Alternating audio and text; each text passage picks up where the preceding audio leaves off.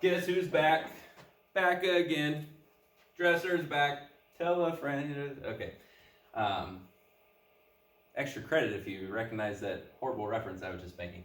But anyway, I am back for more factoring because I love factoring, so I'm just making factoring videos because it's fun. What we know must happen when we factor. So going back to our factoring intro from the other day, we know that there are 4 things that happen every time we factor a quadratic. The first thing is the first term always goes where? That's right. First term goes in the first box. So first term goes in the first box. Second thing we know is the last term always goes, you got it, in the last box. So last term goes in the last box.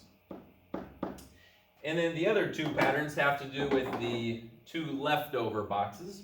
But you might remember that these 2 boxes have to add up to, you got it, 5x. Those 2 leftover boxes, 2 leftover boxes must add to the middle term.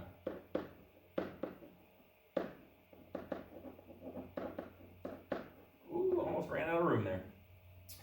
What else do we know about those 2 leftover boxes? We also know that whatever these 2 multiply to will be the exact same product as what our other 2 boxes multiply to. So our 2 leftover boxes have the same product as the first box times, with a big fat times there, the last box. So I know that these 2 leftover boxes have to add to 5x. So I'm going to put a little note down here, they have to add to 5x.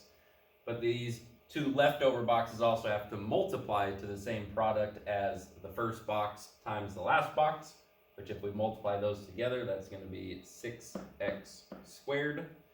So we know we need to find 2 terms that add to 5x and multiply to 6x squared.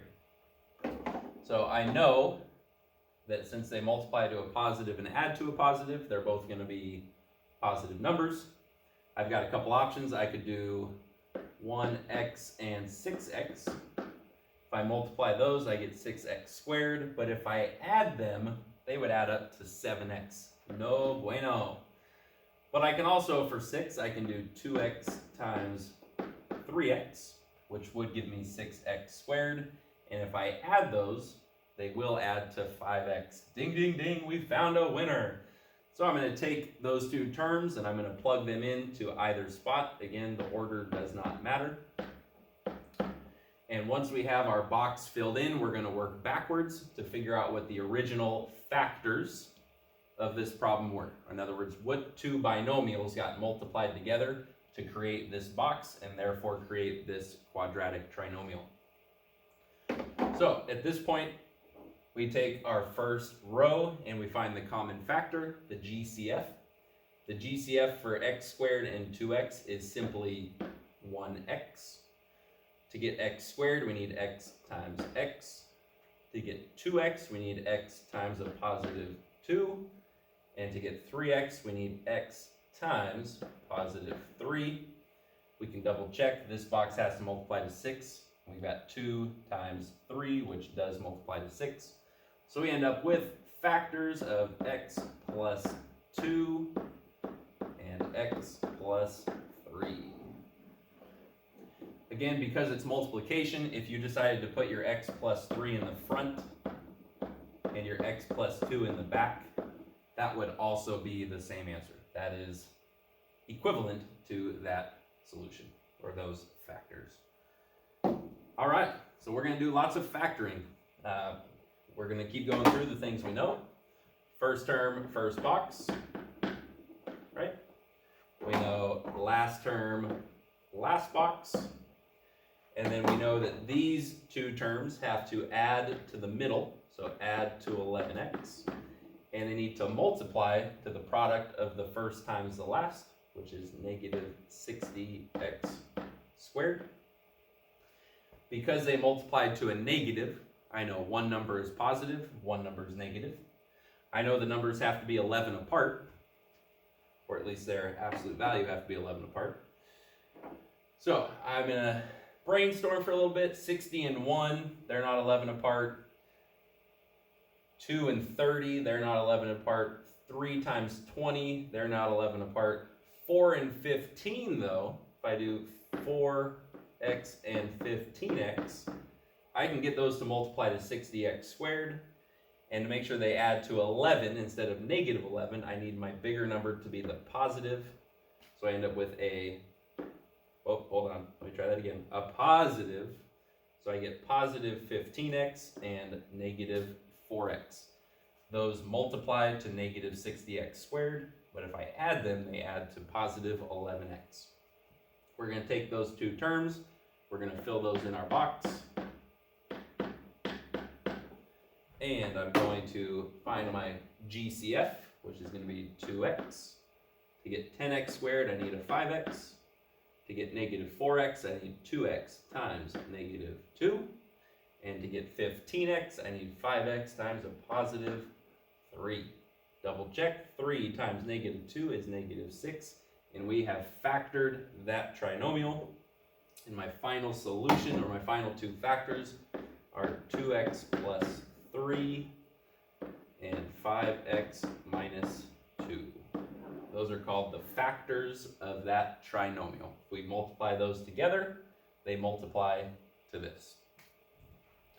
All right, let's do it again. First term, first box. Last term, last box. The two unknown, or the two leftover boxes, must add to a negative 13m, and then they have to multiply to the product of the first box times the last box. 6m squared times negative 5 is negative 30m squared. I know my two terms have to be positive and negative in order to multiply to a negative, but they also have to add to a negative 13. So I have to be careful, because some people will want to try to put 10 and 3, because 10 times 3 is 30, and 10 plus 3 is 13. But I know that one of them has to be a negative. So if I make this one negative, that does multiply to negative 30, but these would add to what? Negative 7. Do I want them to add to negative 7? No, I don't. I want them to add to negative 13. So then people will try to, well, let's make this one negative instead. But does that work either? Because if I combine 10 and negative 3, they add to a positive 7. So these two terms, the 10 and the 3, are not going to work. After you try enough, you eventually get to 15m and 2m. 15 is going to be the negative. Negative 15m times 2m is negative 30m squared. And negative 15m plus 2m is negative 13m. So our two terms that we're going to put in our box are negative 15m and positive 2m. Once we figure out those leftover terms, we can go ahead and factor to find the outside of our box.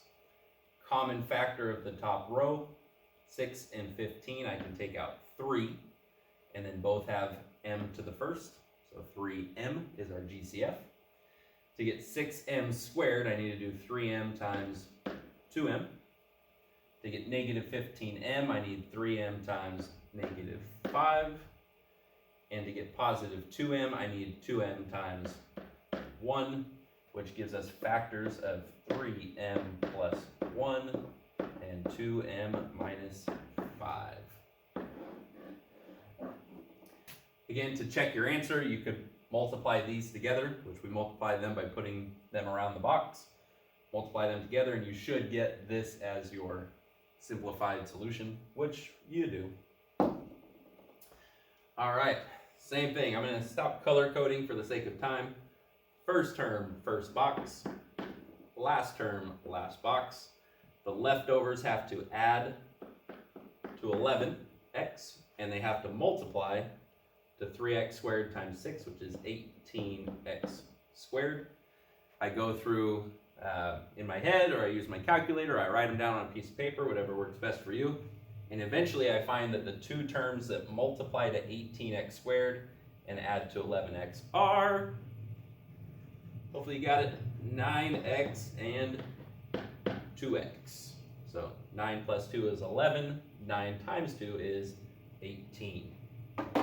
Then we can take out our common factor from the top row, which would be 3x.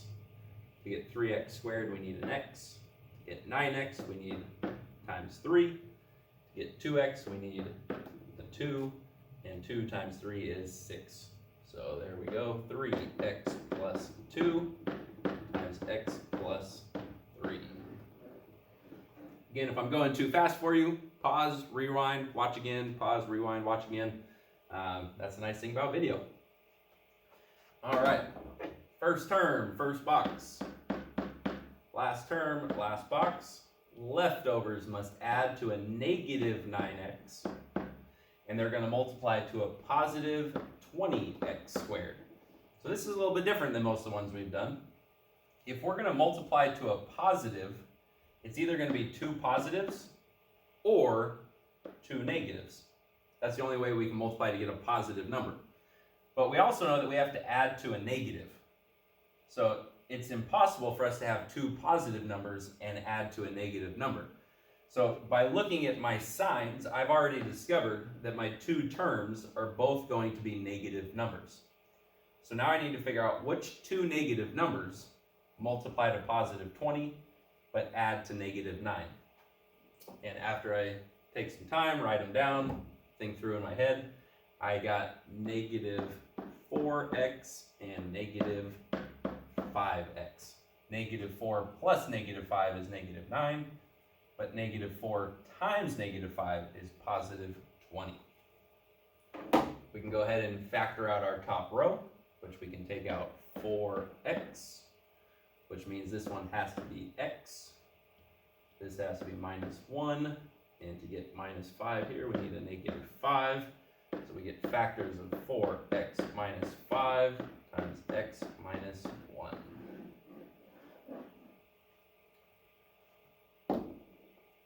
All right, checkpoint. This one is for you to try. See if you can do it. All right, well, let's go ahead and check it. First term, first box. Last term, last box.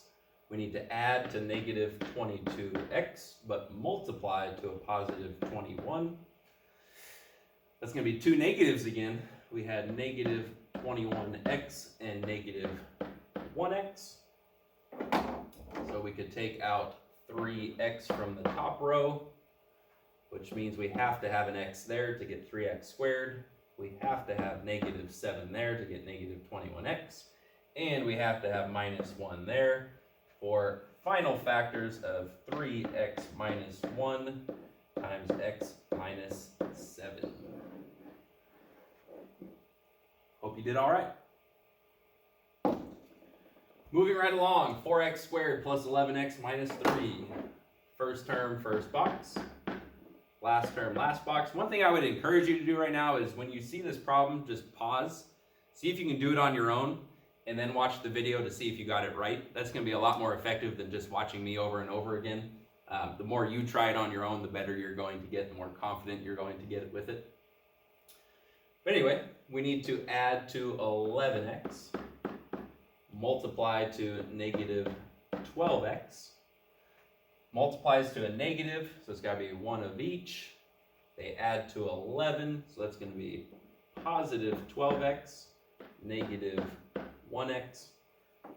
Again, that might take you a few minutes to figure out what those two terms are. You just pretty much guess and check until you figure it out. At this point, we take out our common factor and then figure out what has to go around the outside of the box. 4x times 3 is 12x, and then x times negative 1. Negative 1 times 3 is negative 3. Perfect. And we get 4x minus 1 times x plus 3. Another example, first term, first box, last term, last box.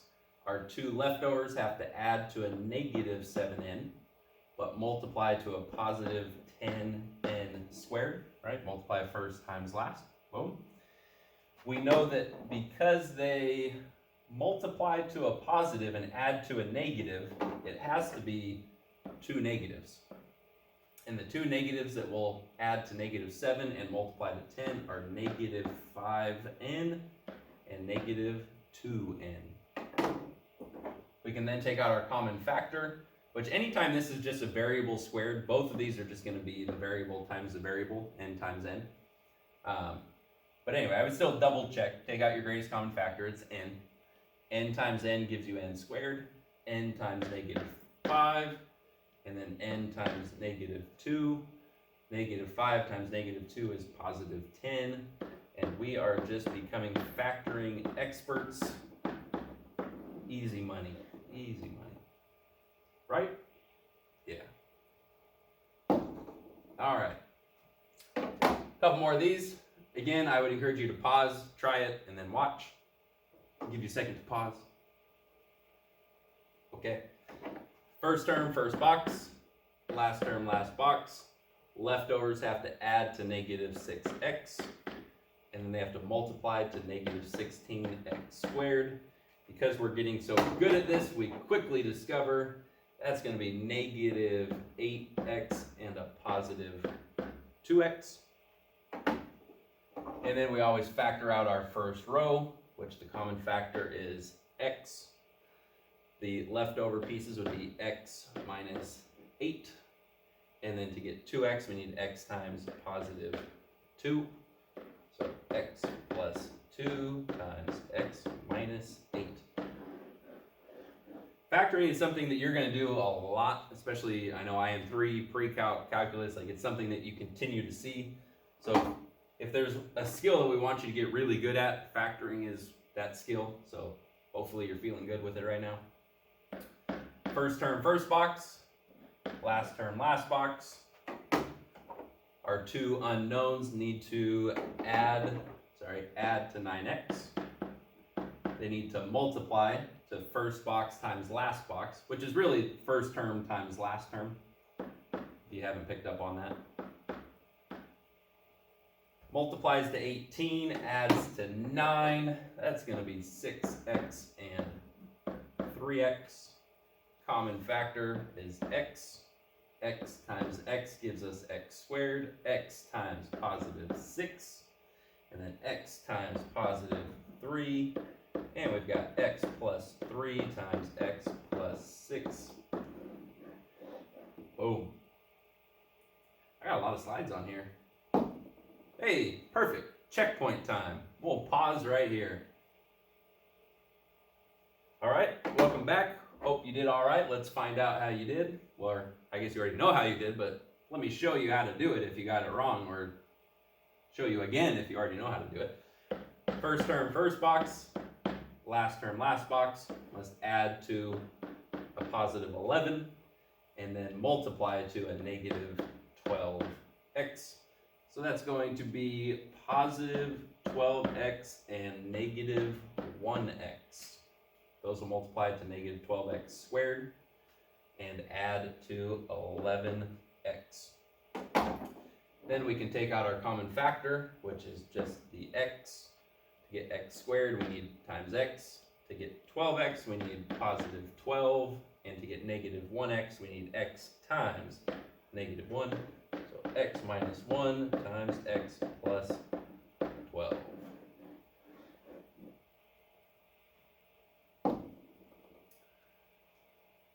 Oh boy. Could we still use the box for these? Yikes. Yes, we can. However, I would never do it. But just to show you that the box still works, we've got our squared, we've got our x, and then our constant is 0. So my first term is x squared. My last term is actually 0. And then I need to find two terms that'll add to 5x and multiply to 0. Well, if they multiply to 0, I know one of the terms has to be 0. And if they add to 5, I know 0x plus 5x will add to 5. My common factor here is x. To get x squared, I need x.